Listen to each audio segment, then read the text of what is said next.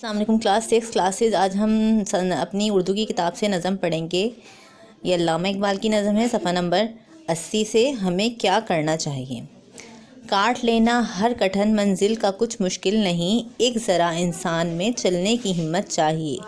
خاک محنت ہو سکے گی گر نہ ہاتھوں میں زور، تندرستی کے لیے ورزش کی عادت چاہیے۔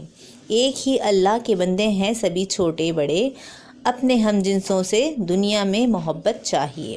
دیکھ کر نہ کچل جائے نہ چونٹی راہ میں، دیکھ کر چلنا کچل نہ جائے چونٹی راہ میں، آدمی کو بے زبانوں سے بھی الفت چاہیے۔ علم کہتے ہیں جسے سب سے بڑی دولت ہے یہ، ڈھونڈو اس کو اگر دنیا میں عزت چاہیے۔ سب برا کہتے ہیں لڑنے کو بری عادت ہے یہ، ساتھ کے لڑکے جو ہوں ان سے رفاقت چاہیے۔ اگلے صفحے پہ صفحہ نمبر 81 پہ، ہوں جماعت میں شرارت کرنے والے بھی اگر، دور کی ان سے فقط صاحب سلامت چاہیے۔ دیکھنا آپس میں نفرت ہی نہ ہو جائے کہیں، اس قدر حد سے زیادہ بھی نہ ملت چاہیے۔ باپ داداؤں کی بڑائی پر نہ اترنا کبھی، سب بڑائی اپنی محنت کی بدولت چاہیے۔ چاہتے ہو گھر کے سب چھوٹے بڑے عزت کریں، شرم آنکھوں میں نگاہوں میں مروت چاہیے۔